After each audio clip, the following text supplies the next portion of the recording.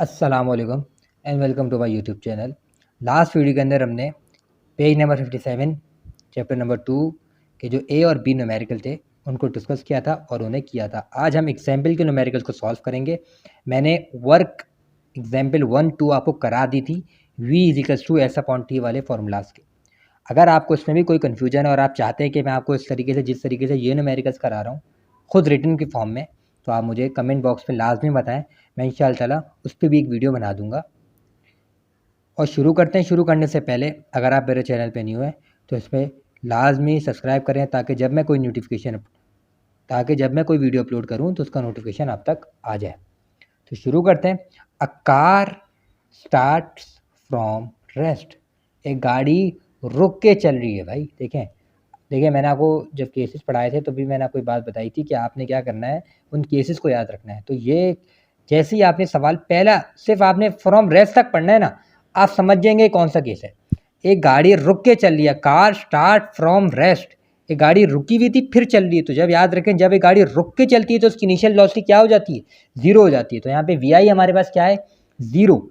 Travels along a straight path it velocity become 15। देखिए we I zero हो गई तो ये कौन सी वेलोसिटी हो गई? इट वेलोसिटी बिकम 15, तो ये वी एफ हो गई। वी एफ कितनी आ गई हमारे पास? 15। वी आई हो गई जीरो। वी आई जीरो क्यों हुई? क्योंकि गाड़ी एक रुक के चल रही है। जब एक गाड़ी रुक के चलती है, स्टूडेंट याद रखें, जब एक गाड़ी रुक के चलती है मतलब रेस्ट से मोशन में आती है तो उसकी इनिशियल वेलोसिटी जीरो होती है। ये वी एफ हो गई 15 और टाइम आ गया 5 सेकेंड। तो इसको हम डाटा में लिख देते हैं। तो अब डाटा बना लेते हैं। मैं सवाल दोबारा पढ़ लेता हूँ। अ बस स्टार्ट फ्रॉम रेस्ट। तो ये कौन सा केस है? ये सेकंड केस है। जब एक गाड़ी रुक के चलती है मतलब रुकी हुई थी फिर मोशन में आती है तो उसकी इनिशियल वेलोसिटी क्या हो जाती है स्टूडेंट्स? ज़ीरो हो जाती है। तो उसकी वी आई क्या हो गई? 0 metre per second. And travel along a straight path it velocity become 15। देखिए जब इनिशियल ज़ीरो है तो जो आपको आगे की वेलोसिटी गिवन होगी ये कितनी आ गई? 15 metre per second. After 5 second time कितना आ गया? 5 सेकेंड। आपको क्या मालूम करना है? Calculate the acceleration of the car. Required में क्या आ गया? एक्सेलरेशन आ गया। ए मालूम करना है। कौन सा फॉर्मूला लगाएंगे? According to data. देखें डाटा को जज करें, डाटा को देखें। डाटा को देखने के बाद फॉर्मूले को आप जज कर सकते हैं। वी आई, वी एफ और टी। यहाँ पे कोई भी कहीं भी एस का जिक्र नहीं है। एस क्या है? डिस्टेंस। तो याद रखें जब आपके पास डाटा में एस का जिक्र ही ना हो और उसका कोई बिल्कुल भी जिक्र नहीं किया जाए तो वहाँ पे हमारे पास कौन सा फॉर्मूला लगता है? First equation of motion.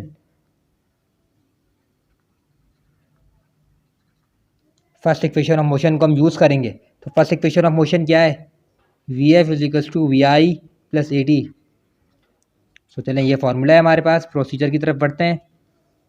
देखिए इसको दोबारा रीराइट करते हैं। वी आई प्लस ए टी। देखें हमें ए मालूम करना है, हमें ये एक्सीलरेशन मालूम करना है। इसका मतलब क्या है? हमें से ए को सेपरेट करना है। कैसे सेपरेट करेंगे? V F is equals to we I plus A T. ये वी आई प्लस हो रहा है सी टी के साथ, तो जब इस वी आई को मैं बाहर निकालूंगा इजिकल्स टू के बाहर लेके जाऊंगा तो उसका साइन चेंज हो जाएगा। अभी क्या साइन है इसका? प्लस। बाहर जाके क्या हो जाएगा? Minus is equals to 80। अब आपको ए की वैल्यू मालूम करनी है। टी इधर क्या हो रहा है? मल्टीप्लाई। वहाँ जाके क्या हो जाएगा? डिवाइड हो जाएगा। तो v F minus we I upon T. So इस तरीके से आप फॉर्मूले को मैनिपुलेट करेंगे।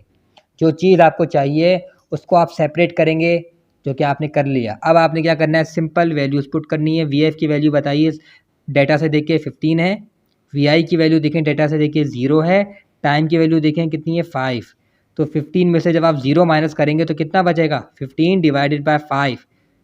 तो 5 1 ज़ा 5, 5 3 ज़ा 15। तो कितनी आ जाएगी वैल्यू? 3 आ जाएगी। इसका यूनिट क्या है? Meter per second. So the acceleration of the bus is 3 meter per second square. तो अब आप रिजल्ट लिखेंगे। देखिए रिजल्ट बहुत इंपॉर्टेंट है। इन स्टेप्स के नंबर होते हैं, याद रखिए। आपका आंसर निकालने का सिर्फ एक नंबर है। आपके जो आप आंसर निकालते हैं और खुश हो जाते हैं, तो जब तक आप स्टेपिंग नहीं शो करेंगे आपको नंबर नहीं मिलेंगे। तो अब हम फटाफट से रिजल्ट लिख लेते हैं। The acceleration of the bus is the acceleration of the bus is कितनी है भाई, 3 मीटर पर सेकेंड स्क्वायर। तो अब हम वर्क एग्जाम्पल 4 को डिस्कस करेंगे। वर्क एग्जाम्पल 3 को अब हमने डिस्कस कर लिया है, उसका आंसर आ चुका है 3 मीटर पर सेकेंड स्क्वायर, जो कि आपको नज़र आ रहा होगा, बुक से मैच कर रहा है। अब हम वर्क एग्जाम्पल 4 कर रहे हैं, सवाल पढ़ते हैं, डेटा बनाते हैं और फिर वही काम करेंगे। अब motorcyclist moving along a straight path applies brakes to slow down from 10 to 3। देखिए बोला है कि एक मोटरसाइकिलिस्ट है जो कि एक सीधे रास्ते पे जा रहा है, सीधे स्ट्रेट पाथ में जा रहा है, अप्लाइज ब्रेक, वो ब्रेक अप्लाई करता है, टू स्लो डाउन, उसकी गाड़ी की जो स्पीड है वो स्लो डाउन होती है, from 10 metre per second to 3 meter per second, 10 से स्पीड कम होकर 3 हो जाती है। तो याद रखें, मैंने आपको बताया था पहली वेलोसिटी हमेशा क्या होती है, इनिशियल वेलोसिटी होती है। तो ये क्या होगा, वी आई।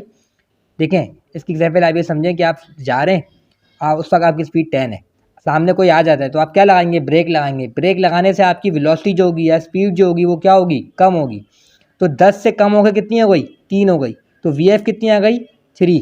तो पहली वेलोसिटी वी आई होती है, तो ये 10 हो गई, और कम हो गई वो, मतलब 10 से कम हो गई 3 हो गई, तो वी आई हो गई 3। कितने सेकंड में, 5 सेकंड में। टाइम कितना आ गया हमारे पास, 5 सेकंड। क्या मालूम करना है, कैलकुलेट इट्स एक्सेलरेशन।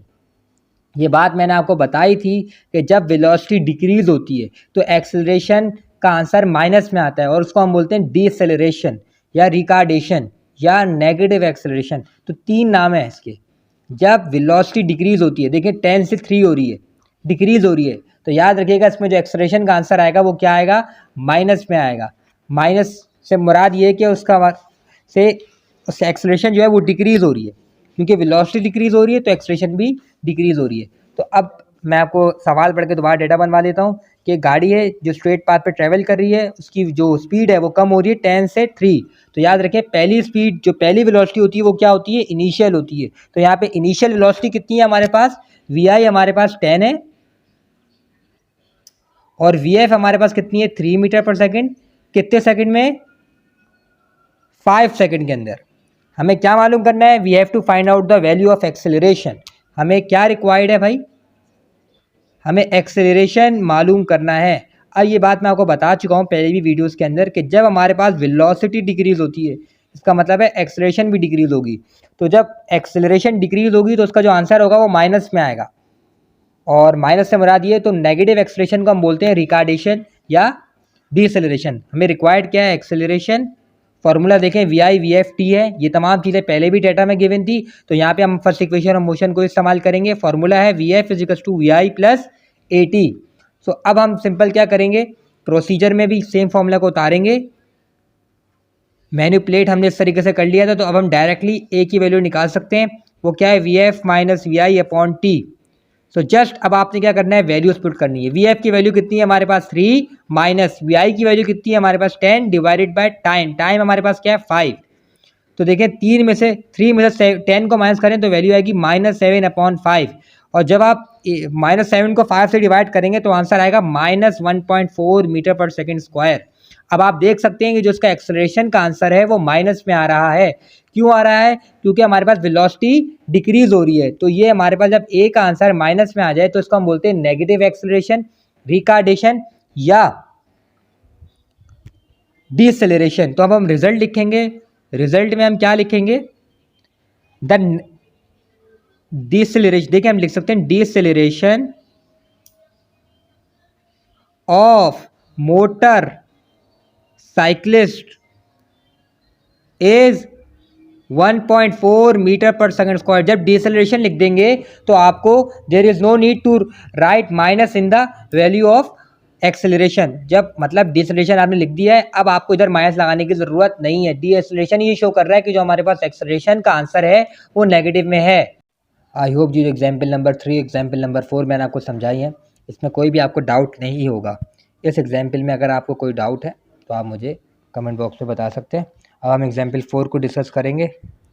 नहीं, एग्जाम्पल 4 तो हम डिस्कस कर चुके हैं, अब हम एग्जाम्पल 5 को डिस्कस करेंगे।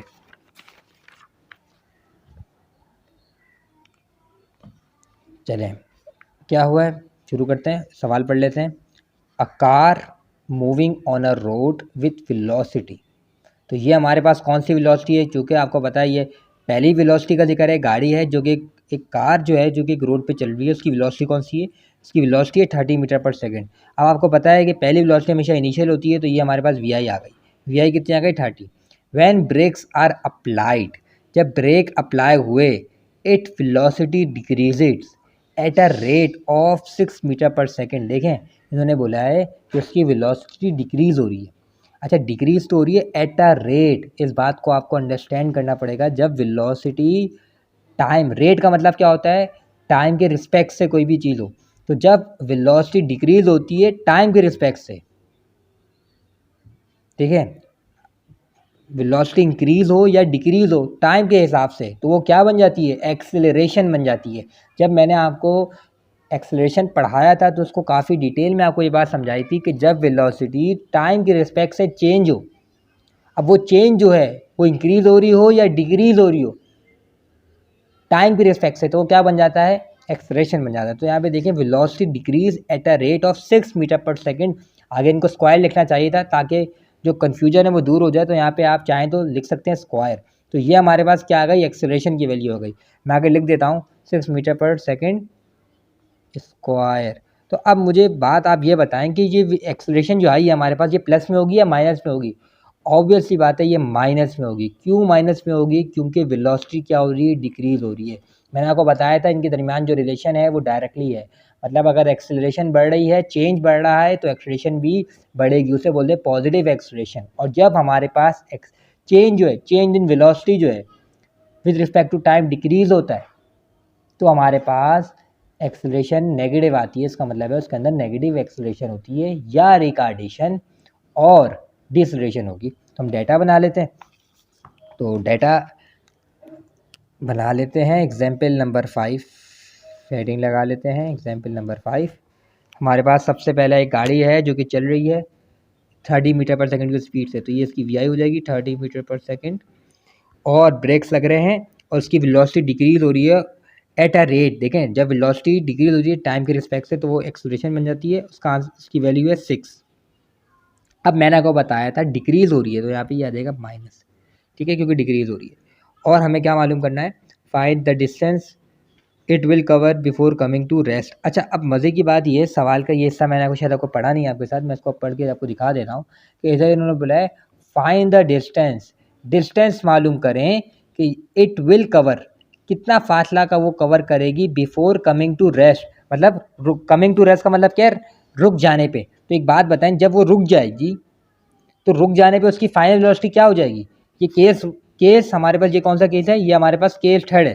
केस थर्ड में क्या था हमारे पास कि पहले हमें इनिशियल वेलोसिटी गिवन होगी और फाइनल वेलोसिटी 0 होगी। इधर देखिए हमें इनिशियल वेलोसिटी 30 दे दी और हमें बोला वेलोसिटी डिक्रीज हो रही है। देखिए वेलोसिटी डिक्रीज हो रही है, पर ये नहीं बताई कितनी डिक्रीज हो रही है, उसकी वैल्यू नहीं दी। और बोला है कि वेलोसिटी डिक्रीज हो रही है एट अ रेट, रेट मतलब टाइम के रिस्पेक्ट से। तो जब वेलोसिटी डिक्रीज होती है, चेंज इन वेलोसिटी टाइम के रिस्पेक्ट से, जब भी वो टाइम के रिस्पेक्ट से हो जाए तो वो एक्सेलरेशन बन जाती है। तो एक्सेलरेशन की वैल्यू आ गई माइनस में, क्योंकि वेलोसिटी डिक्रीज हो रही थी। Find the distance it will cover before coming to rest, rest पे आने से पहले कितना फासला कवर करेगी। मतलब जब वो रेस्ट पे जा रही होगी, रेस्ट मतलब वो 30 की स्पीड से चल रही है, फिर ब्रेक लग रहा है, ब्रेक लगने में वेलोसिटी डिक्रीज हो रही है, उसकी उस वक्त जो चेंज इन वेलोसिटी जो है टाइम के रिस्पेक्ट से वो 6 है, मतलब एक्सप्रेशन 6 है। और कमिंग टू रेस्ट मतलब रेस्ट आने पे वो कितना फासला कवर करेगी। देखिए जब वो रेस्ट पे आ जाएगी तो उसकी इनिशियल चेंज हो जाएगी फाइनल में, और वी एफ क्या हो जाएगा हमारे पास, 0 हो जाएगा। तो हमने केस थर्ड को डिस्कस किया था, तो मैंने आपको बताया था केस थर्ड में हमारे पास क्या होता है, फाइनल वेलोसिटी क्या हो जाती है हमारे पास, 0 हो जाती है। ये बात मैंने आपको बताई थी ना। केस थर्ड में हमारे पास वी आई की वैल्यू होती है, उसमें हमारे पास सवाल इस तरीके से होता है कि गाड़ी इसकी स्पीड से चल रही है, और फिर क्या होता है, on the application of brakes हो सकता है या वो कम टू रेस्ट हो सकती है। उस सूरत में उसकी फाइनल वेलोसिटी क्या हो जाएगी, 0 हो जाएगी, ठीक है। तो इधर हमारे पास वी एफ क्या आ जाएगा, 0 मीटर पर सेकेंड। हमारे पास रिक्वायर्ड क्या है, find the distance coming to rest, वो डिस्टेंस मालूम करें, तो रेस्ट पे आने से पहले तक का फासला आपने मालूम करना है। कि जब उसकी वेलोसिटी 30, पहले उसकी वेलोसिटी 30 थी, फिर उसकी एक्सेलरेशन डिक्रीज़ होती है। डिक्रीज़ होने पे क्या होगा, ऑब्वियस सी बात है, अगर उसकी एक्सेलरेशन डिक्रीज़ हो रही है उसका मतलब क्या, ब्रेक लग रहा है। ब्रेक लगने पे उसकी वेलोसिटी डिक्रीज़ हो रही है। तो बोल रहे हैं कि 30 से जब उसकी एक्सेलरेशन माइनस में जा रही है, डिक्रीज़ हो रही है, वेलोसिटी डिक्रीज़ हो रही है, तो कितना फासला उसने कवर किया। ये VF0 क्यों हुआ, क्योंकि वो कमिंग टू रेस्ट हो रहा था, और जब वो रेस्ट में आ जाएगा तो उसकी VI किस में ट्रांसफॉर्म हो जाएगी, VF के अंदर। अब आपको क्या मालूम करना है, S मालूम करना है। तो अब आप मुझे बताएं, इधर आपको VF गिवन है, A गिवन है और VI गिवन है, इधर टाइम का जिक्र बिल्कुल नहीं है। तो स्टूडेंट याद रखें, जिस हमारे पास एक वाहिद फार्मूला है, एक वाहिद फार्मूला है जिसमें हमारे पास टाइम नहीं आता, वो कौन सा फार्मूला है, वो है थर्ड इक्वेशन ऑफ मोशन। इसमें हमारे पास टाइम गिवन नहीं होता। अब आपको नज़र आ रहा होगा जो मैंने सामने लिखा है, इसमें टाइम गिवन नहीं है। अब हम क्या करेंगे, सिंपल प्रोसीजर का हेडिंग लगा देंगे। प्रोसीजर हमारे पास, पहले इस फॉर्मूले को रीराइट लिखते हैं, 2AS is equal to VF square minus VI square. हमें क्या मालूम करना है, हमें S मालूम करना है। A की वैल्यू कितनी है हमारे पास, -6, S मालूम करना है। VF की वैल्यू कितनी है हमारे पास, 0 का स्क्वायर माइनस VI कितना है हमारे पास, 30 का स्क्वायर। सो स्टूडेंट 30 का स्क्वायर करें, 0 का स्क्वायर 0, 30 का स्क्वायर माइनस, ये माइनस जो ही आ गया, 30 का स्क्वायर क्या होगा 900, 2 6 12 माइनस S। अब देखें आपको S की वैल्यू मालूम करनी है, पहले 0 में से 900 को माइनस करें तो -900 आ जाएगा, -12S। आपको S की वैल्यू मालूम करनी है, 12 इससे मल्टीप्लाई और आ जाएगा, क्या हो जाएगा स्टूडेंट, डिवाइड हो जाएगा। माइनस से माइनस कट गया, 900 को अब आपने 12 से डिवाइड करना है। जब आप 900 को 12 से डिवाइड करेंगे तो आंसर आ जाएगा 75 मीटर। इसको एक दफ़ा चेक कर लेते हैं हम कैलकुलेटर में कि यही आंसर आ रहा है या कोई और आ रहा है। एक दफ़ा कैलकुलेटर में चेक कर लेते हैं, 900 डिवाइडेड बाय 12, तो देख सकते हैं स्टूडेंट 75 आंसर आ रहा होगा। आई होप कि आपको इजी नज़र आ रहा होगा, 75 मीटर इसका आंसर आ जाएगा। हम रिज़ल्ट लिखेंगे, रिज़ल्ट में अब आप लिख सकते हैं, it will cover 75 meter before coming to rest. The car will cover 75 meter, थोड़ी राइटिंग को इग्नोर कीजिएगा, राइटिंग थोड़ी सी ख़राब है। The car will cover 75 meter before coming to rest. I hope कि ये तीनों न्यूमेरिकल, मैंने आज एग्जाम्पल 3 कराई है आपको, सबसे पहले एग्जाम्पल 3 कराई थी आज, फिर एग्जाम्पल 4 कराई मैंने आपको, एग्जाम्पल 3 कराई, आप देख सकते हैं 3 4 5। आई होप इन तीनों एग्जाम्पल में आपको कोई भी डाउट नहीं होगा। In case you have any query you can inform me in the comment box and stay tuned for more videos.